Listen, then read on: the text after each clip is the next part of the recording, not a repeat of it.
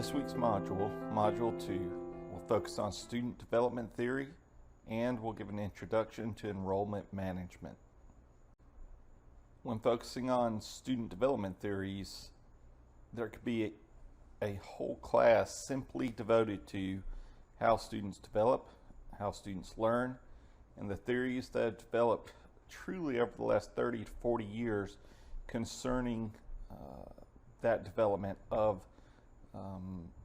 students in higher education. There are many theories regarding how students develop. You can see just a picture here on the slide where someone put together some of the theories and put them into a transit system map like you would find in New York City or Chicago or London or Berlin or some of these bigger cities. That shows the differentiation of the development theories and just how many there are that have been found through empirical studies and have been used in student affairs and student learning. Some of the key theories that have developed over the last 30 to 40 years include Chickering's 7 vectors of identity. This is probably the best known student development theory, and it focuses on 7 vectors of how students supposedly develop in higher education, with the first 4 vectors happening in the first 2 years of college. Those include managing emotions, developing competence, moving through autonomy, and developing mature interpersonal relationships. And then the final 3 vectors, which happen typically the junior and senior year of college, which includes establishing identity, developing purpose, and developing integrity. Other theories include Aston's theory of student development, Kohlberg's theory of moral development, and Park's theory of faith development. These are some of the better known development theories and student success theories, along with many other theories such as Tinto's student departure theory of why students leave college. The Astons out of UCLA studied a great deal concerning faith development in students and in higher education. And Schlossberg's transition theory, which focuses on how students transition into and succeed in college. Again, different theories focus on different aspects of students and their experiences. There are cognitive development theories, there are emotional and psychosocial development theories, and there are identity development theories of how students learn who they are and continue to develop who they are as people. As I stated, we'll talk about different student development theories and student success theories as we talk about specific areas of student affairs in further modules. However, today I wanted to make sure and expose you to one particular student development and success theory that really has developed over the last 10 to 11 years. I believe it is probably one of the most holistic student development theories.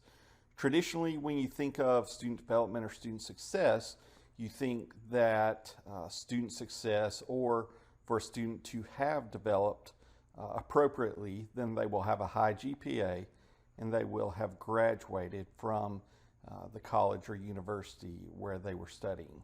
This is absolutely, those are absolutely 2 outcomes of being a successful student. However, they are outcomes. They don't necessarily explain the pathways or the internal development of students that cause those 2 outcomes to happen.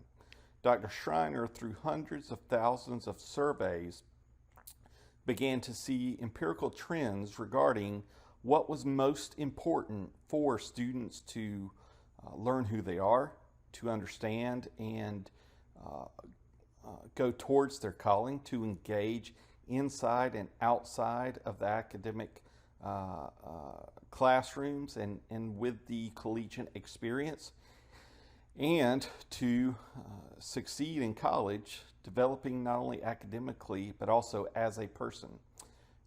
She came to call this process of student development and success, it came to be known as thriving. Thriving has 3 domains to it. It has academic, social, and psychological. These can also be called academic, social, or interpersonal, and psychological or intrapersonal, how an individual develops within themselves and understands who they are and their calling, simply related to them. So you see that this student development and success theory truly focuses on the whole person and not just simply on a GPA or matriculation to graduation. Within these 3 domains are 5 factors that hold true consistently as being important aspects of student learning, development, and success. These 5 factors of thriving are engaged learning, which means that students engage with the material they are learning in the classroom, but they also find purpose in it and they understand how to apply it, not only to their professional calling, but also to their life, as well as academic determination. Academic determination is something that can be developed and is malleable, and it is when a student has the, not grit, because grit, even though studies have shown that grit is an important part of student success, studies have also shown that grit isn't necessarily malleable in students. So academic determination is more of students building a persistent mindset that they are going to achieve in the classroom and in their major of study. And it's something that continues to grow and be built as they continue through the collegiate experience. Those 2 factors of thriving would be found in the academic domain of thriving. In the social or interpersonal domain of thriving, you would find social connectedness and diverse citizenship. Social connectedness is exactly what it sounds like. Students feel connected to their peers around them. They find their place on a university campus socially, and they're connected to staff and faculty. Different demographics of students have different social connectedness pathways that are most important to them. However, social connectedness is absolutely essential for every student to thrive in college. Diverse citizenship is also found in the social domain. And diverse citizenship means that a student feels that within the community of the university or the college, that diverse perspectives are respected, and that there is a diverse group of people, you could say, where a student is able to find their niche. And so it's not just completely homogeneous, but there are many different backgrounds, cultures, interests that are expressed within the student body, staff, and faculty, where they can find a place that they belong.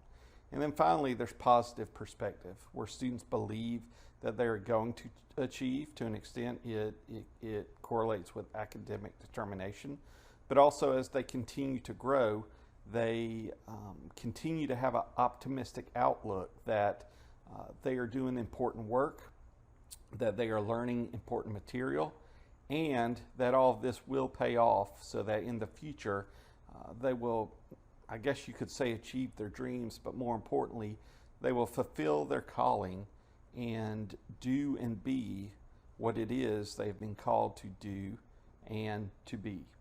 And so as you can see, thriving really focuses on the whole person. It can focus on their academic goals. It can focus on their professional goals. It can focus on their spiritual growth and development, their social growth and development, and truly in some way connects with every aspect of how a student grows to succeed in their studies and in life. Now that we have discussed a little bit about the history of higher education and student affairs in America, and we've briefly touched upon student development theories, knowing that we'll be talking about student development and student success theories as we continue to talk about certain functions of higher education and student affairs, we're going to jump into specific areas of student affairs within higher education. The first area is enrollment management.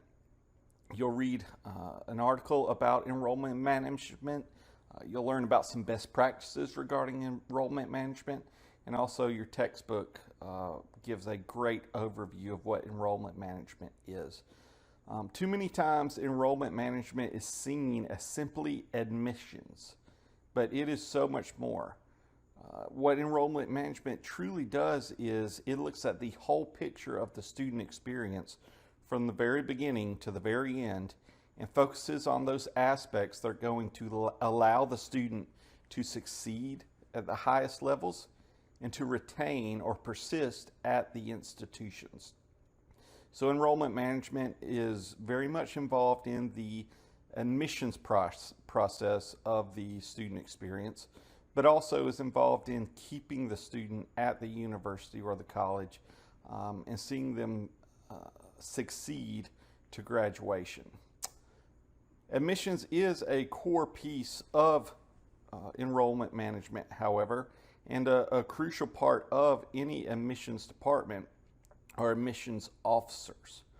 Admissions officers serve, some of you may be admission officers, and so you'll be able to speak to this, but they serve typically as the gatekeepers and the salesperson of the university, as your text says. And so their job is to not only explain and cast the vision of the university and how prospective students may fit into the university, but they also are meant to shape the classes that come into the university, recruiting students that fit the mission of the university, that have an academic background that would be able to handle the academic rigor of the institution, and also who fit the values of the institution. Admissions officers have to be salespersons to attract a sufficient number of high ability students, but they also want to attract quality people, not just a wealth of students, as again, persistence becomes an issue. And if the admissions department allows just anyone into a university and they are not either ready or they are not prepared to handle the academic rigors, or things such as socioeconomically, that student may not be a fit for how much the university costs, the admission representatives have to make those types of decisions in regards to who comes to the university. And so admissions representatives and admissions is a core part of enrollment management. Also, many people sometimes think of just admissions reps or just orientation and first year experience individuals as those who are crucial to admissions. However, with enrollment management, not only for persistence and retention, but also for first year student enrollment, faculty are crucial. When the admissions department is able to cast the vision of how they not only attract, but also how they admit students to faculty, and faculty catch that vision, then faculty become one of the primary salespeople of the institution to prospective students. They can best share the academic vision and the academic material that students will engage with. They can also share how that material and that academic learning can allow students to best fulfill their professional hopes and calling. And more so than any other people at the university, faculty are face-to-face with students more than staff. So faculty are always teaching classes, and for a semester they will always have a group of students in their class. However, staff don't see the same group of students necessarily every day. So for both admissions, for student engagement, and for student learning, faculty need to be a central part of those processes, but in many, many cases, they have to be educated regarding what that student experience and what student needs are outside of the classroom. We'll continue to talk more about specific experiences and programs that further fulfill the mission of enrollment management, even though these areas may not be directly under enrollment management. So as we've said, retention of students is a huge part of enrollment management. But as you continue to study and as you continue to learn, it is always, I believe, necessary to connect with professional associations and groups that focus on the same missions and goals that you have for your professional life. In regards to enrollment management, some of these associations are listed on this slide. In the first module, you heard me talk a little bit about NASPA and ACPA, but there is also AACRAO and NACAC. Both of these focus on specifically aspects of admissions and recruitment of students. It focuses on best practices, they focus on trends, and they focus on how to best not only recruit but shape classes and put students in the best role from the beginning, which is the recruiting process for those students to be successful.